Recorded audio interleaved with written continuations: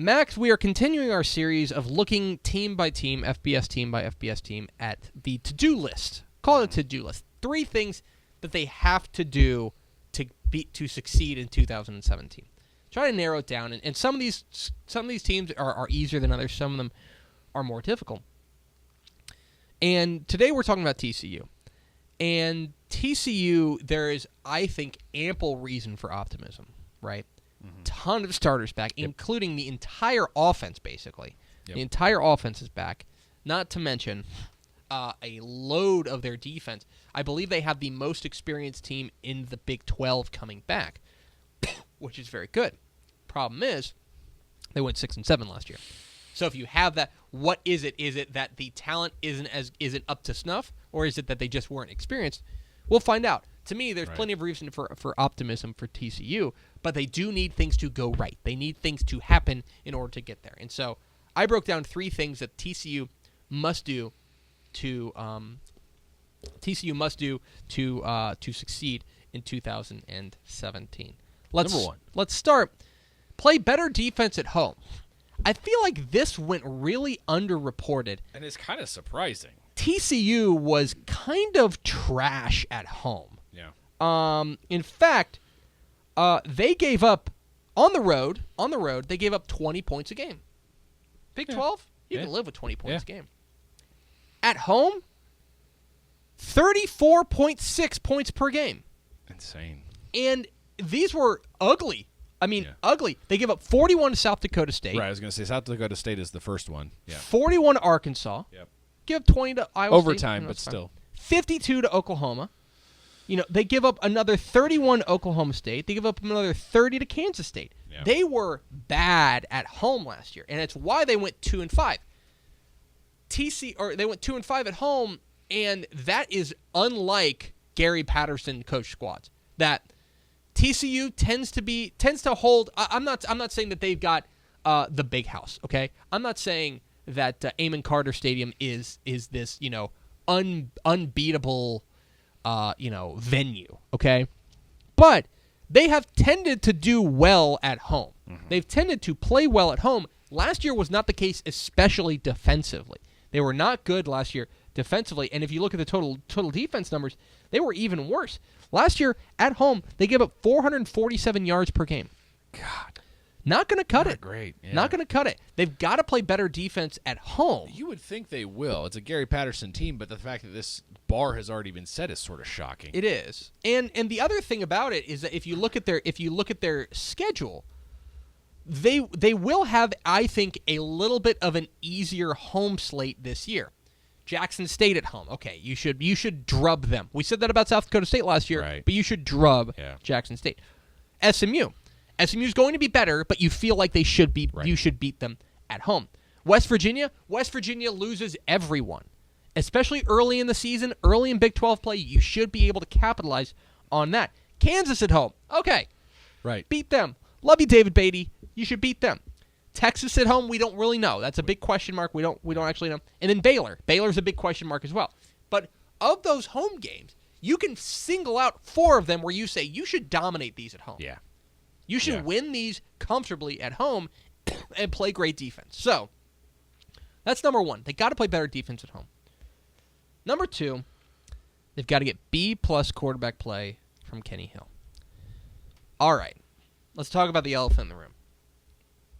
Kenny Hill last year was, I think he had a remarkable season, by which I mean it was super bizarre and unique. Right. I don't mean it was great, because it wasn't. Here is a junior quarterback with all the skills in the world, and yet 13 interceptions, and yet, a rating that leaves you wanting. You know, a lot of his numbers are impressive. 3,200 yards and 17 touchdowns is nice. Okay, 61% completion percentage. You can live with that. Right. The problem is, though, he was so wildly inconsistent game to game that he would have a game where you would say, "Oh, he was fantastic." For example, you go back to fair or not, you go back to the game against Oklahoma. Okay, big stage at home. They end up losing that game. They end up losing that game through no fault of Kenny Hill. Right. Kenny Hill, in that game, 26 of 44, 449 yards, 5 touchdowns, and a pick. You can live with that. Yep. Absolutely. Okay? Then they go on the road to Kansas, where they eke out a win, right? But 17 of 32, 206 yards, a touchdown, and 3 picks. Okay? So wildly inconsistent. I don't think they need him to be like he was against Oklahoma, where that's an A performance. I think that's an A minus performance. Right. They don't need that. But what they do need is him to avoid the Kansas performance, which is like a D minus. What you need is just steady as she goes, B to B plus play. That's all you need. You just need consistency. If they have consistency, things will go a lot better. The ability is there. And he Absolutely. put together some great comebacks, some pushes in the late end of the games. I mean, it's there. It absolutely is there. The problem is that they just have to be able to put it. He has to be able to put it all together. To me, that's look. I don't think it's any. I don't think that's any real secret that he is a big key, not only to what TCU looks like in 2017, but what the state of Texas looks like in 2017. To me, he has to be consistent. If he's consistent, then they'll be fine. If he's not, then they're going to have trouble. Yep. And finally, another defensive thing is that they've got to take the ball away more. Again, surprising these numbers. Right. You wouldn't think this. You think of TCU and you think of Gary Patterson coach defenses and you say, oh well, they're just forcing turnovers in bunches, right? Yep. Last year, 97th in the nation in takeaways. Man, they took the ball away 1.2 times per game. That is just very, very Gary Patterson coach TCU like. And when you can compare it to me, when you compare it to other things, like past years when they have been good, that has been a big calling card for them when they have been good. For example, let me pull this up. I had it here somewhere. My goodness, Max, what did I do? Uh-oh. Okay. There we go. So, last year, or in 2015, all right, they weren't a whole lot better. Okay. 2014, when they won a share of the Big 12, second in the nation in turnovers, 40. They forced 40 turnovers. Okay, and ultimately, when you think about TCU teams, how they go about taking away turnovers is, I think, directly correlated to how well they are, how well they play. Okay, because ultimately, you think about it, they were like 22nd in the nation in 2013. They were 32nd, or they were 9th in the nation in 2012. When they take the ball away, the TCU defense is good, and that seems really obvious.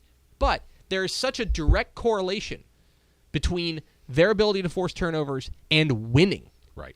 It's not the dots are. It's not just that the dots are out there and it's hard to connect them. They're right next to each other. Right. These are two super, super highly correlated things. When TCU takes the ball away, they win. When they don't take the ball away, they don't. Right. They are. We talk about bend, don't break.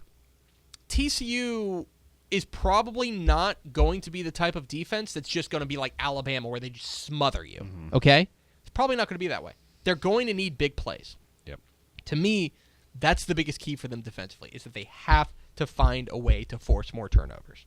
Yeah. And I think it's the only realistic option, because you're not going to smother teams in the Big 12. No. It's just not going to happen week in and week out. Mm-hmm.